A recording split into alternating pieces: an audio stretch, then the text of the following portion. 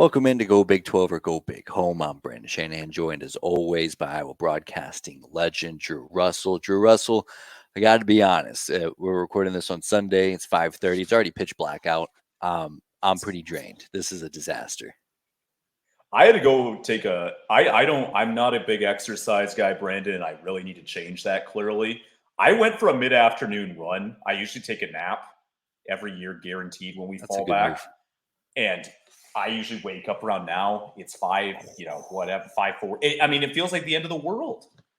If you have seasonal depression, it's an awful time of year. You hit with that. So I ran with this afternoon, Brandon. I avoided the nap. And even though, yes, it is pitch black outside and it's in the afternoon, technically still, we're here. I'm like Patrick Mahomes. I'm here. I'm here.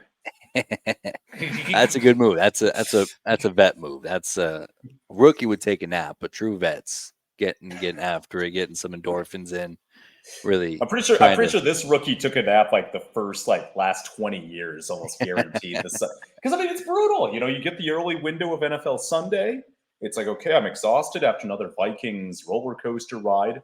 And 3:30, you take your nap. You wake up, 2-hour run, 5:30 pitch black. So I had to mix it up this year. It worked out. There you go. What a gamer. Dialed in. Should we have? Okay, before we get into the Big 12, I want to ask you. Do we need to get rid of daylight savings time? Yeah, we do. Right. I don't know what the purpose of it is for anymore. I've heard something like farmers. I've heard something like this. Like realistically, like what's the reason? Why do we have to keep doing this? Some states don't do it, and they're just fine. Like Arizona, they don't do it at all, and they're fine. Oh, you're right. You're right. They just kind of do what they want. So, but yeah, it is, I believe, farming related.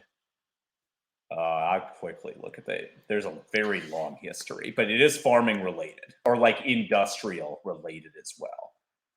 Yeah, and then I think at some point over the last couple of years, maybe even like last year, the House of Representatives passed a bill to get rid of daylight savings, which was like one of the few times they've ever been bipartisan on anything. But then, of course, politics gets stuck in the mud, and by the time that it gets up to the Senate, so now it's nighttime at 5:30. Yeah. So I can't even get that right. It didn't even start, though, until the mid-'60s when the federal established it. And then they tried a year-round this is pretty recent, actually, like last 50, 60 years. So it has happened in lifetimes, like where it did not exist before nationally, and now it does. Well, let me ask you this, Drew Russell. Would you rather, so if we do have to keep it as is, would you rather keep it like how it is now where it gets darker early, but brighter early? Or would you rather have it the flippity flop where you don't see the sun until 7:30 a.m., but then you get the extended sun until at this time of year, even, 6:30, 7 o'clock? That's a good question. It really just depends, I think, what you do for a living and what your daily schedule is. Like if I'm somebody who has to go in really early, I would want it. I would say if I'm going into work at 3, 4, 5, 6 a.m., I'd want it. Because if I'm getting out at 2, 3 in the afternoon, there's still sun there. We're still rolling. I'd rather see the sun earlier. You've got more of that vintage 9 to 5. You leave at 4:45. That's when you don't want it to exist because you want that like driving home. Maybe you got some errands to run, people to see, whatever. That's where you want that extra hour of sun. So it just depends on what you do. But personally, I think I'd say let's suffer through 9 o'clock, and then at least at 6 o'clock at night, we could still get something for a little bit. Yeah, I'm kind of, I feel like objectively it's a more efficient way to leave it how it is now, where it gets brighter early, because that's when most people start their day. They need to get after it. It stinks getting up and it's still dark out. But selfishly, I do think, because I also associate wintertime with it being cold. That's also a bummer. Now it's cold and dark. So that, I don't know, it's 50-50. I guess just for the sake of, bipartisanship here on the show, I'll say I'd rather get up with the sun up. And then, That's fair. It'll get dark early because, the days are shorter. It is what it is. But at least in that way, you still ease into it, where it's not like, this time yesterday, the sun was still out. Now it's nighttime. Yeah, That's true. That's true. And that's again, it just depends on how you view everything. Like I always think it kind of stinks because usually on a Sunday people sleep in, right? Yeah. First, so when you fall back, people I don't think like they're gonna wake up. They'll wake up an hour earlier, but usually the sun's out already because they'll be sleeping in or whatever. Mhm. And that's why I think that first one of the year's brutal because it's like people slept in, whatever, and then it's depends on where you live, but it's 5 o'clock and it's dark in a lot of Yeah. places. So, and obviously, the more north you go, it's the trade off of summer winter. Summertime, you live in the north, sun's out forever, and when you live in the north in the winter, it's not that way. So it is for sure. Well, I'm glad that we got that out of the way. Now I feel like I got more energy. We got some good daylight saving. We even got some political talk on here. We're dialed in. We're ready to get after it. We are a Big 12 football show.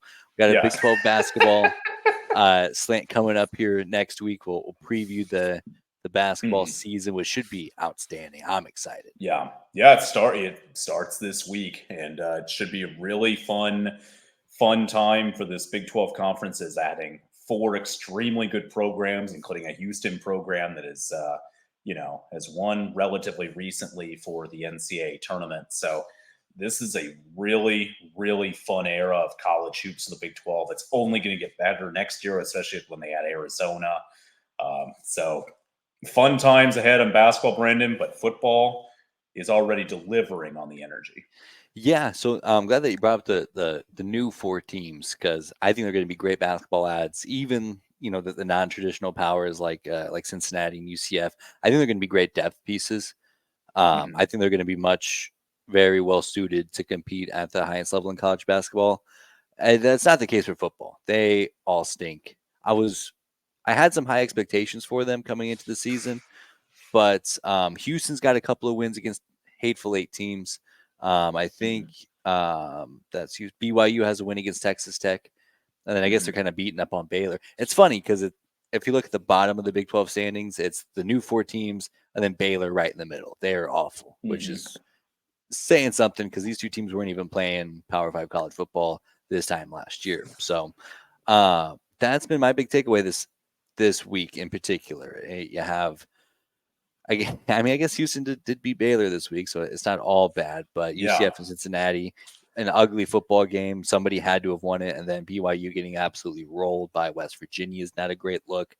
And I guess again, it's on me for my expectations of them. It shouldn't be that big of a surprise that these teams, even though they had great success on the Group of Five level, coming into the Power Five, it is a different ball game. It does take some time. Texas Tech or not Texas Tech, TCU needed some time to adjust. They were coming off of a Rose Bowl win, so it takes time. That's on me for giving them a little bit too much of the benefit of the doubt. Yeah. I mean, you look at the just standings right now, Brandon, and it's pretty interesting with 3 games to go. You have Texas and Oklahoma State at 5-1, then 5 different teams at 4-2, all just lurking, all with opportunity. And then after that, you kind of get more of that middle class teams with Texas Tech at 3-3, a bunch of 2-4 teams, and then UCF. Great win for Gustavo on Saturday, getting it done over Cincinnati on the road for their first Big 12 win. So pretty interesting when you look at the total standings. And unlike the old Big 12 where everybody played everybody, it was kind of easier to sort out. There's going to be a few more interesting potential tiebreakers in place. Of course, hey, if Oklahoma State and Texas win out, that would be your Big 12 championship game. And usually these are two teams that play every single year. And that wasn't the case this year. So it Yeah. would be an interesting matchup if that comes down. But considering 3 weeks ago we thought, hey, Texas and Oklahoma, they seem to be the world beaters, king of the world. And OU's lost twice now in the last couple of weeks. And then for Texas, boy, they look mighty vulnerable, granted against a good K-State team. But boy, things are wide open with 3 weeks to go. I'll tell you what, Russell. Let me ask you a question. Blind ranking here. Okay. Which is the tougher schedule? The final 3 weeks at TCU, at Iowa State, and versus Texas Tech at home, or your Okay. at Central Florida, at Okay. Houston, and at home against BYU. The 4 teams that we just went last time. Tougher schedule's number one, Yeah. In my opinion, and that's Texas's schedule. That's Texas's schedule, and the second one's Oklahoma State's schedule. So they're sitting at with 1 loss in the conference, and that's honestly probably as easy of a final quarter of the season that you can get. You probably don't want to travel across the country to Disney World, but other than that, I mean that's and that's why that matchup, that win again in Bedlam for Oklahoma State on Saturday was major, because on paper they will be favorites in the last 3 games, and as of right now, none of those 3 teams on their schedule has shown the ability to compete with the top of the conference. So I don't know if they're going to be able to keep up with that. Texas's schedule is not easy either, but I think winnable games for all 3 for sure. But going to TCU, that's going to be a little bit of a battle. They'll get their best shot. Get one more crack in Ames, which that will be, I'm sure, a train wreck at Jack Trice in terms of entertainment. And Tech, is going to give them a shot in Austin. That's guaranteed. So you're right. I mean, still a lot to play out. And boy, if one of those 2 teams lose, or both teams lose for some reason, my goodness, Brandon, you better bring out your calculator, because we're going to have some bizarre tie-break scenarios. Yeah, so and later this week, I'm actually going to do a YouTube live where I go through these scenarios. I finally found a good data set that's like, all right, it's the Kelly Ford. They do a leverage system where it's like, here's the percentage where you're at now. You have, for Nebraska, for instance, they coming into this week, a 7% chance of making the Big Ten championship game. If they won, that number doubles to 14. If they lose, that number drops to like 2%. Which, by the way, if Iowa loses one of these next 2 games, Nebraska wins out. Who knows? They still got a chance. It is what it is. So I'm going to kind of dive into that because the Big 12 in particular, like you said, as of right now, if Texas and Oklahoma State can just keep on cruise control, win the games that they're supposed to, then easy breezy. We have an all orange Big 12 championship game. But that's not how college football works. So now we got to try to factor in, well, what happens if Texas loses? What happens if Oklahoma State loses? Because you're right, there is almost a half a dozen teams lurking with 2 losses, just ready to go. Kansas, Oklahoma, Kansas State, West Virginia, Iowa State, and they're all ready and frothing at the mouth. Oklahoma has that head-to-head win over Texas, so if Texas drops a game and it comes down to a head-to-head tiebreaker, Oklahoma gets the nod, despite not looking particularly good. Kansas State's now, that game against Kansas looks like it could be an elimination game. I mean, we're really dialed in here, so I'm super stoked to kind of look through this.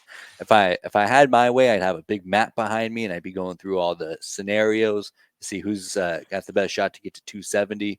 But nonetheless, it'll do. I'll make it. I'm gonna have to call you Brandon Kornacki. Yeah, that's the dream, Drew Russell. We got to start making some money so I can get me a map. You need to buy yourself a big whiteboard and then just go Charlie Day off of Always Sunny in Philadelphia and just go crazy where you're writing down all these scenarios. Just finger pointing, right, yelling gibberish. You're not sure what we're saying at the time. You yell, read the board over and over. Seems like that might be the move. I can afford a whiteboard. I can't afford a computer generated map with the analytics that I want. Yeah, no, we can't all be Alex Rodriguez. You're dead right there. A-Rod Corp is America's favorite. So absolutely. But there's a lot of scenarios that, I mean, as we dig kind of into just some of the results of these games and our reactions, I mean, it just shows this conference. I'm not saying it's been the most pretty football at times this season, but when it comes to entertainment value, there has not been not many, if any, in this country that's delivered like the Big 12. Well, let's go through it. So the ACC, I think, is the worst college football conference to watch. Florida State's been outstanding. Even the teams that I had high hopes for, like Clemson, like Duke, and they had a quarterback go out. Just that top to bottom has been fun to watch. As a Husker fan, I've watched a lot of Big Ten football. That's not a good product by any stretch of the imagination. Ohio State's had a couple of really good games. Other than that, it's either Michigan blowing the doors off of teams, or just the ugliest football you'll ever see. The Pac-12 is probably the the real contender there. They've been really fun to watch.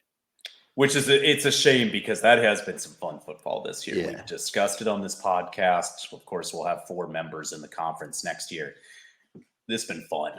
Washington's been a lot of fun this year. Colorado has created headlines. Utah is so freaking consistent. Arizona's revival has been really fascinating to watch and how difficult they've been. So we're excited to see those new teams come in. Oregon has been really great this year. They could easily be undefeated. Watching USC collapse is hilarious. So just high quality entertainment from a conference that, boy, has not had its best football the last few years, and maybe because they didn't know how to brand themselves nationally. But this year, no one can deny it. Pac-12 football has been really great.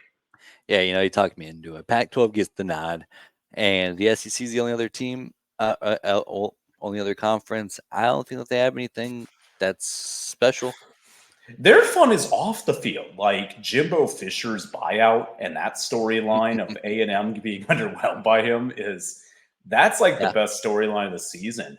Bama's not great this year. I mean, by their standards, they're still a very good football team, but they've had better football teams. Georgia, I'll tell you what, Mizzou hung with them for a lot of that game Saturday, and I actually thought outplayed them for good stretches, but pretty bad turnovers at the QB position really cost them, and that was the difference. I still don't think Georgia is as good as its last 2 national championship teams, not even remotely, but they are undefeated, so what am I going to say? I can't rip it. Yeah, and I think that's what that's what takes the SEC down a notch, is that the teams that are usually a step above everybody else in the country, like Georgia and Alabama, they've kind of come down to earth, I'd say. I'd agree. And it just doesn't make for really compelling football because they're still good enough to clear. Alabama still beat LSU by a few touchdowns. Georgia still pulled away late against Missouri.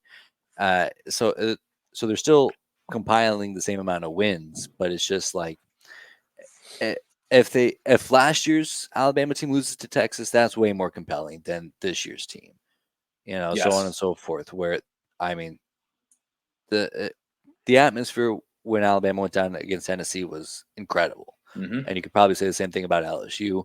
And it's just you don't get that this year, and that's just it is what it is. Yeah, and this is we might have to go a branch on this on a whole different podcast and go this into discussion, but that is something that's going to be really interesting in the future is with these new brands and fan bases, media rights as well. Really interesting reading about that this last week about the CBS and SEC and how that partnership kind of dissolved after all these years, really fruitful one for both sides. And what's really interesting is how does college football look going forward? Because those big brands are going to continue to drive what's going on. And with the NCAA becoming less and less powerful, what that future looks like remains to be seen. But from a college football playoff standpoint for the Big 12, entertainment's been great. Right now, one team left in terms of hopefully trying to find a way into the college football playoff, and that's the Texas Longhorns right now, Brandon. There is nobody else with everybody kind of out of losses across the board. Texas is the only one left that can make this 4-team playoff. Absolutely. You're right. And we talked about it a little bit last week. I would not be bummed if they missed out, even though it means that the Big 12 gets left out of the playoff. Would be cool to have the Texas Big 12 CFP era be absolutely useless when it comes to the playoff. I'd agree with that. Yeah. I would fully agree with that. But, with Texas, they just hung in there, looking kind of at our just first game. We had one of 3 major big games this week in the Big 12.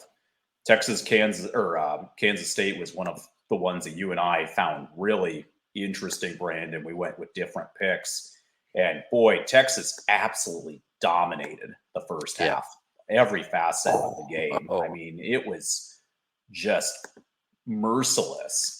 But big special teams play by K-State kind of helped them hang around. And then despite giving up some points early in the second half, boy, did K-State come out guns a-blazing and play about 15 minutes of near flawless football to get back in. Special teams was the difference. I mean, they just killed missed early, missed field goals, offense not being able to execute in the red zone. That was the difference. K-State played a great football game and could have easily won Austin. Yeah, I mean, really, literally had a chance to 4 yards away from it. Yeah. And we'll kind of dive into this week, but man, what a great week for Big 12. But before kind of get into that, I do want to kind of dampen the bubble with something that has not made Big 12 fans happy, and that's the new scheduling matrix. We've kind of gone back and forth about this. If you log on to Big 12 Twitter, like I'm so ingrained in, you think it's the end of the world by the way folks are talking about it. And there's a lot of downsides to it. There's a lot of downsides to it, and a lot of things I felt like we're almost givens kind of coming into this new era, and Mhm. but evidently not. First and foremost, or I guess just what are your first initial thoughts of on seeing that new matrix?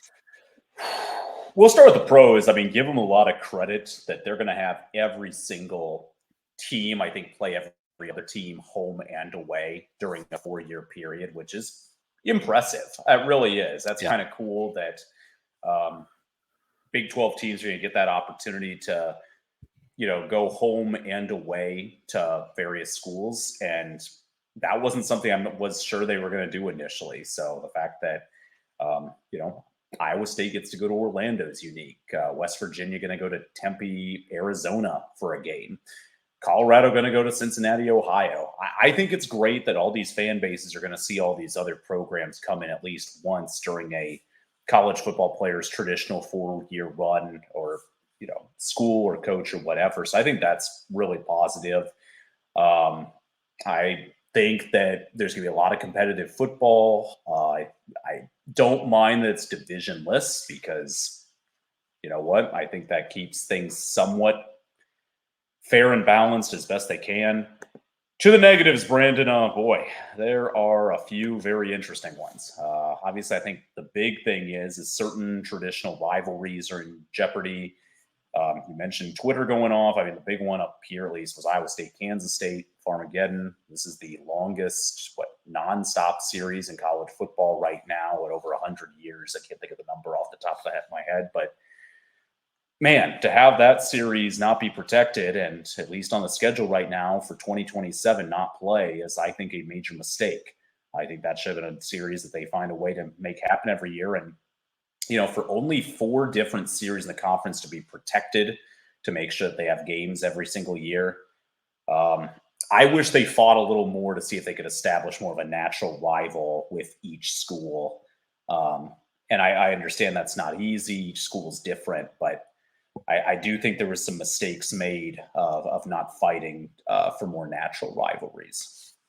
Yeah, that was kind of the one thing that caught me off guard is so in so kind of looking around at the landscape, and one of the things that I give Brett Yormark so much credit for is that he's coming in with fresh eyes.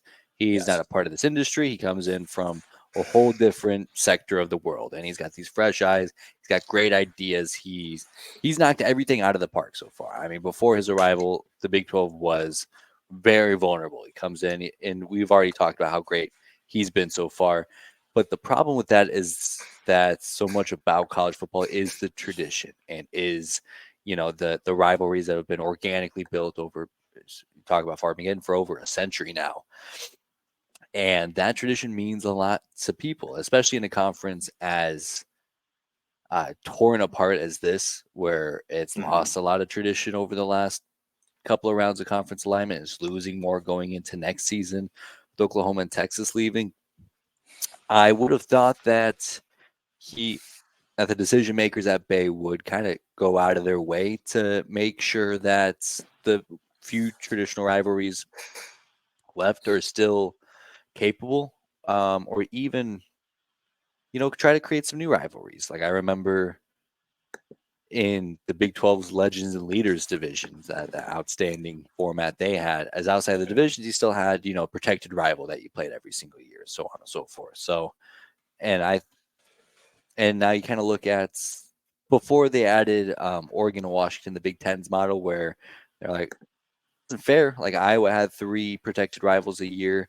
Nebraska only had 1, or there's a couple of teams who had 1 or Mhm. 2, but it does kind of protect those rivalries. And I think It's an interesting spot. I like the point that you bring up. It does seem very innovative, and at least in this first round of scheduling, to get everyone to every Mhm. campus, and be able to host every team. I think that's very valuable when you're including all these new schools and you're trying to build new rivalries. And I think that's very cool. And I'm glad that they put that in mind, because it would stink as somebody who, lives in Dallas, and if I was, a UCF alum or a Yeah. WVU alum, getting to see those guys in Dallas, I mean, that'd be great.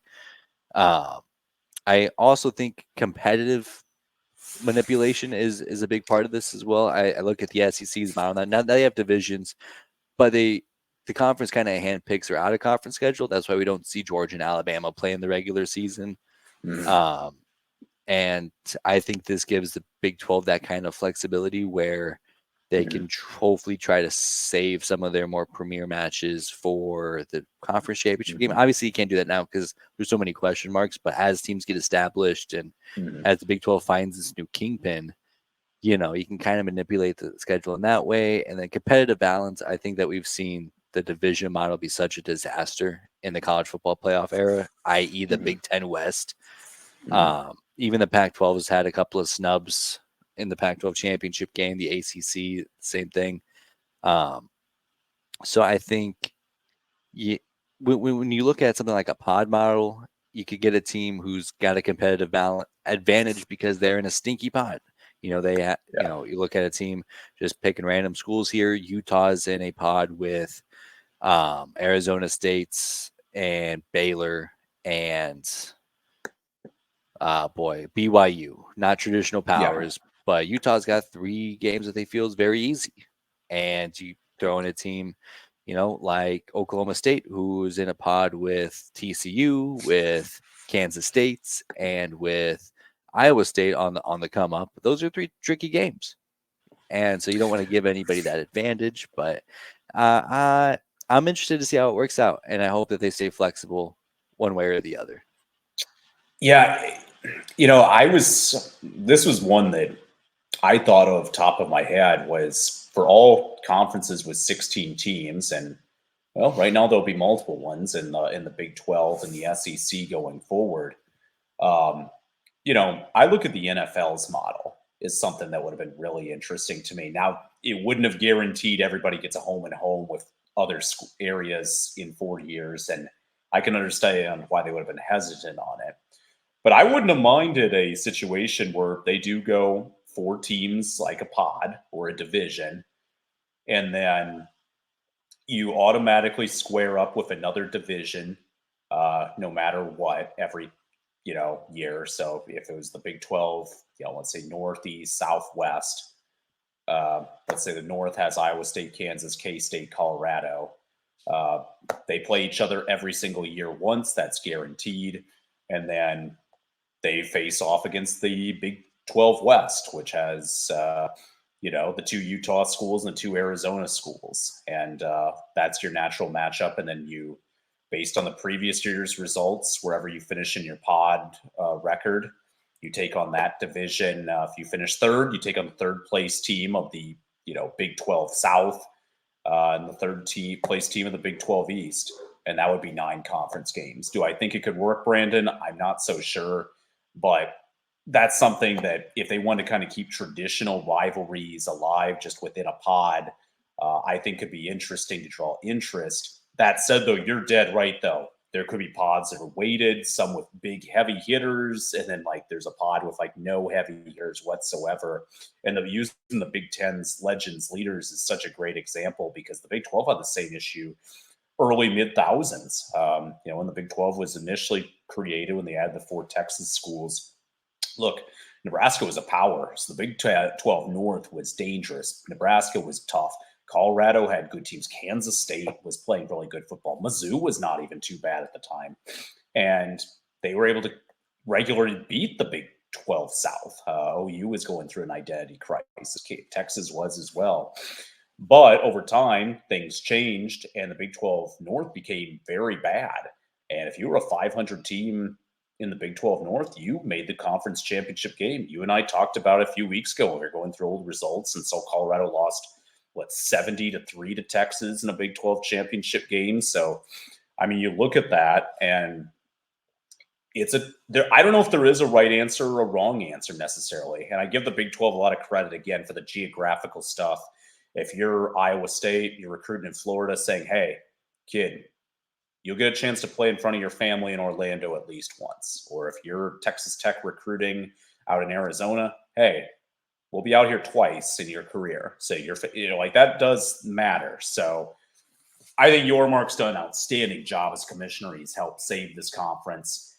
I still don't love certain rivalries being dead, but again, this is a conference that's also kind of pieced together a little bit as well. So natural rivalries don't necessarily exist as much. How do you generate new ones and draw interest to the family?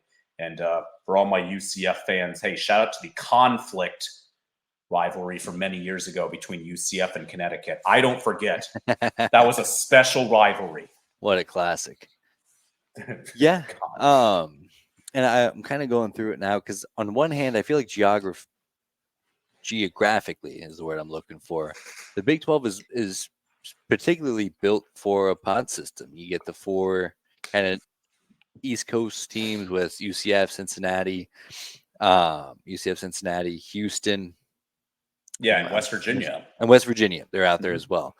And then you get BYU, Utah, and the 2 Arizona schools out west. You get Colorado, Iowa State, Kansas State up north. And then the remaining Texas school, Texas Tech, Baylor, Oklahoma State, TCU down south. But then that does kind of lend, everything to what I just mentioned, where that Eastern division's not looking that great. And that North and South division are going to tear each other apart. And in a world where, you really got to put your best foot forward and get and open up the opportunities for your best teams to shine and succeed so they can make it to the college football playoff and, compete on the highest level. It kind of sets you up well for that. But it is very interesting. And that recruiting is a good point. I haven't heard that brought up because I feel like it would be easier to recruit to some of those more recruiting hotbeds when you can kind of go in with that certainty, like, hey, we may be 1,000 miles away here, but you're still going to have the opportunity to play, here or there. Right. I think that's huge as well.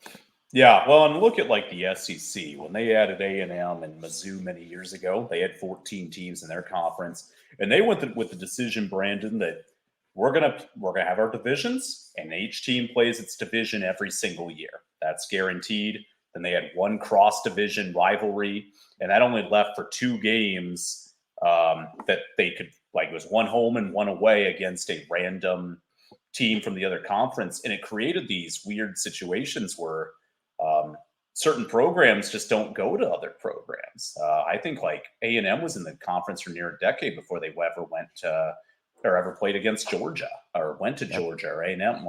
And those situations happen. And I don't know if that's right either. In fact, a perfect world is let's make the conferences smaller and go back to that old system. But that old system's not coming back for any time in the foreseeable future. I think it has created some real unique log jams. Really, the Big 12 is the first conference to really come out with what they're going to do. Yes, Big 10 also came out with what they're going to do. I'll be curious what programs do kind of going forward. Yeah, I mean, I'm intrigued. I've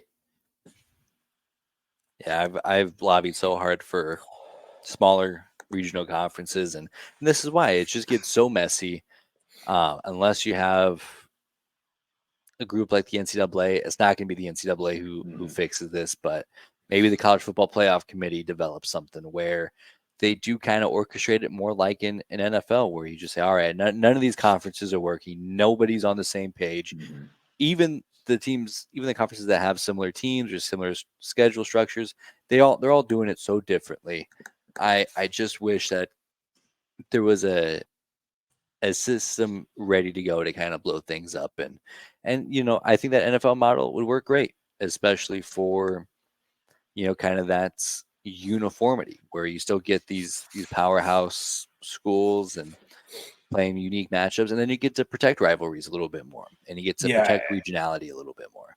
Yeah. And I'm not saying that's the right, I'm not saying any of these are the right model or even the wrong model, but There was something about that because I would love that NFL model of like I think it's kind of fair for look, conferences want to premier matchups. They know that's what helps draw eyeballs to the TV screens. It's why the Big Ten went out and got those 4 West Coast schools because they all have got premier programs or at least a premier TV market for all 4 of those. And same with the SEC picking up Texas and Oklahoma. They know they draw eyeballs, and usually top matchups draw eyeballs. And look, if you got the pod system and you got Kansas State winning that North, and maybe they're not supposed to play. You got Kansas State win the North one year, and then you've got down south Oklahoma State gets a nice matchup. I would like to see those 2 teams play against each other that next year. I think that'd be kind of fun. I also think it kind of opened, those programs might say it's not fair that we have to face a top team. Well, I say it's good for your program and good for viewers. I think it generates excitement, and you never know what's going to happen in college football. But there's no easy answer. I think it's cool that we're going to see all these teams come in and come out of various places and stadiums. I think that's really good for the conference. But one thing college sports thrives on is animosity and familiarity. I think fan bases that kind of intermingle with each other quite a bit. I do think a pod system helps with that if you can kind of get 4 geographically somewhat inclined teams all together. You go to Kansas City, Missouri, you're going to meet a lot of Mizzou, Kansas, K-State, some Iowa State fans. I mean, that's a whole hodgepodge of area. And geographically, things do matter. So it will be interesting to see how kind of teams go forward. If I had to give the conference a grade, I'll go B minus. I still think that rivalries is a huge miss, maybe even C plus if you really get me in an anger mood. But I don't think they completely butchered it either. I think it is good that everybody gets to play everybody, dip the feet wet. Let's see how these first 4 years go, and then go from there. Yeah, and I get that there's probably good reason why you can't do this. It probably doesn't instill a whole lot of confidence, but I would feel better as if they had come out and be like, hey, we're going to try this and we're going to reevaluate in 2-3 years because this is new for everybody. We're all navigating this. This is what we thought was best for the conference. And here's why. I feel like they just kind of dropped the matrix. It was like in a fancy press release, said, here you go. Where I would have, I feel like I would have been a little bit more patient if they had been like, all right, we're trying to figure this out just like everybody else is. This is oddly enough not a position anybody has ever been in before. So we're trying to navigate this the best that we can. Here's why we did this, and here's why we didn't do this, and here's why this would have caused a problem. And I think, and I would, at the very least, I wish they would have done a little bit more effort as far as protecting some of those rivalries, because you're looking at the 2027 schedule, which is where Farmageddon goes to die. Yeah. And Iowa State schedule looks like Arizona State, Texas Tech, Oklahoma State, Kansas, West Virginia, Colorado, TCU, Houston, and UCF. And it's like, man, you're telling me you can't sub out one of those schools for a matchup with K-State? Like, Right. maybe you don't quite get that home and home with Cincinnati or that home and home with Baylor, which you've gone back and forth with for the last 2 decades in order to feast this rivalry that admittedly is pretty niche. I don't think it's a national, priority to keep Farmageddon alive, but it's such a But unique it does matter opportunity. to these fan bases. Yeah. The other one I saw that was mentioned a lot was Butler, Texas Tech, or Baylor, Texas Tech. Excuse me. Yeah. Butt Bowl. That the Butt Bowl. I was thinking butts, and like that's another deal too. That those fan bases seem to genuinely care. They were pretty upset about that, and it does not feel. It doesn't feel right that they made that mistake. And just going through, if you want to build certain rivalries going forward, I mean, I look at Cincinnati, West Virginia, I think is an interesting potential rivalry. I think there's no question there's going to be something there.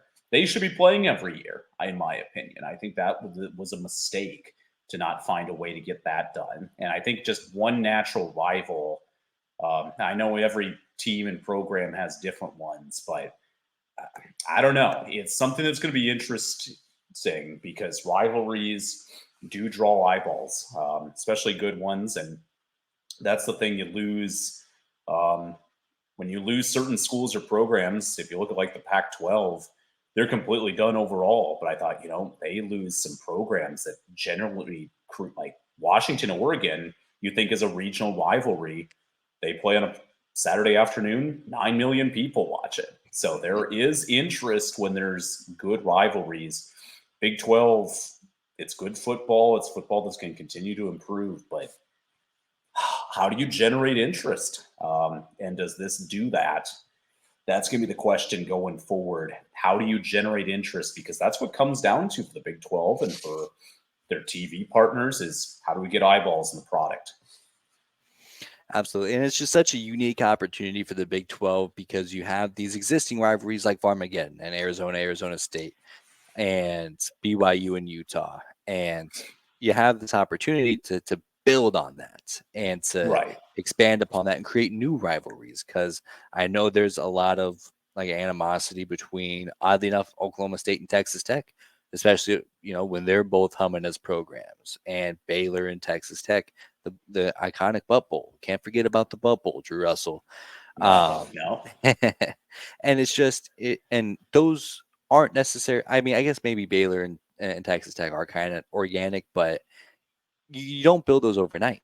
And maybe there is a heated rivalry at the top of the conference with like Texas Tech and Colorado because they're both playing every year. They see each other every year. They get classic games, this and that. And, when I look at TCU and Baylor, when they're both humming, it's not necessarily just because they're both in Texas. It's because they're both have these iconic moments and these great games together. And they're both competing for Big 12 championships at the same time. So it Right. just seems like they didn't quite value the current traditions as much as they valued the building new ones. And I mean, I guess at the end of the day, I'll give Brett Yormark the benefit of the doubt. He's been outstanding so far, Mhm. and Brett we trust.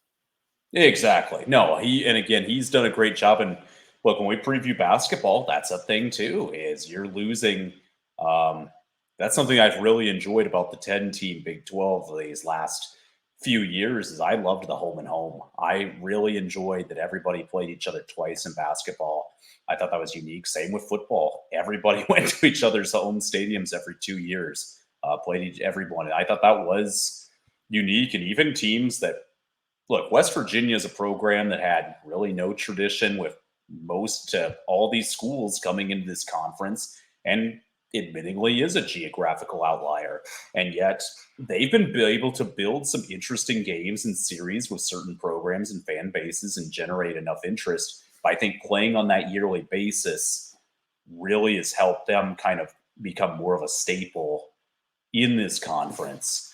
And that's going to be the thing going forward, Brandon, is can you build that interest when outside of, I think, what, 4 rivalries in the Kansas and K-State, the Utah series and the Holy War, I think the Arizona teams, I don't know the fourth off the top of my head, but I mean, what can they build that interest? And that's what I'm a little concerned about with the scheduling matrix. A lot of positives for sure. And it's going to be cool to see certain programs come up, see their fan bases and traditions. But yeah, I've got my doubts for sure. And we'll see if they can generate that excitement. And that's the problem with these big conferences, Brandon. It's not just the Big 12. I mean, Big 10 is a load right now. They've got 18 teams. SEC's got 16. ACC is a tank now. So all 4 of these conferences, these are the big 4. They're all dealing with the scheduling junk. And I don't know if there's a solution that's going to make people happy in general, but we'll see. You're absolutely right. But we haven't even gotten into the actual Big 12 action. So we'll have I to know. to get into that on the next episode. So a little teaser for you. Tune back in later this week. Well, I mean, we had a whole week of Big 12 elimination games, pretty much, or so we thought. So we'll kind of break that down Ooh. here. We'll Ooh. step aside. So we'll anything else you'd like to add before we wrap up here? Hey, we got a lot of good football to talk about, so make sure you dial in next episode. I'm juiced. Let's go.